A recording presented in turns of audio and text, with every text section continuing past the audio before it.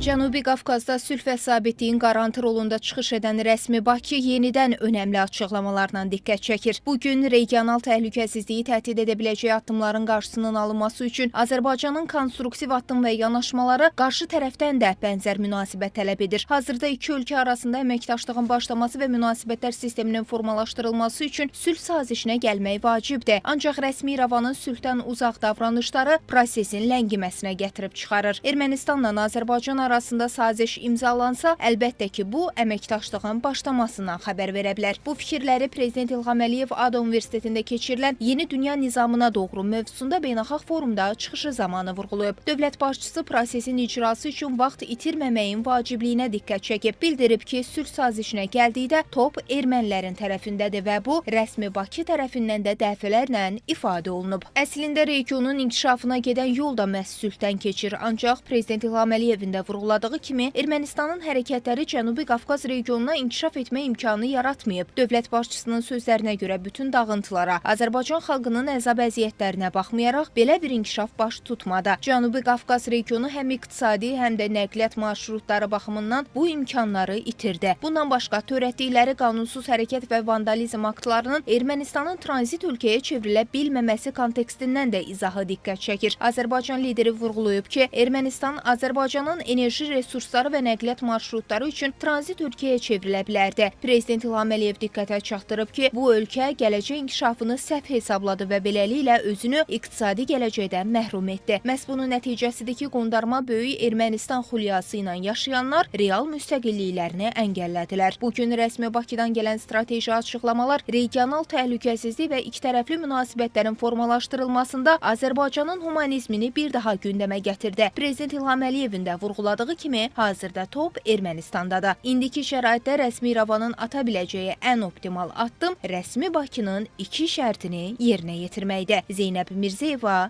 Real.